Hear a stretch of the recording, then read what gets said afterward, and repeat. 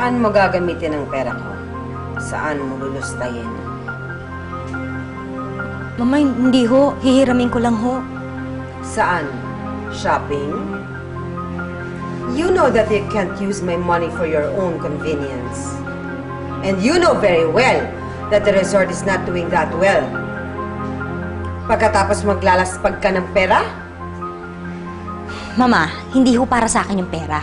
Para ho kay Marilyn. Para ho sa apo ninyo. Bakit? Ano nangyari kay Marilyn?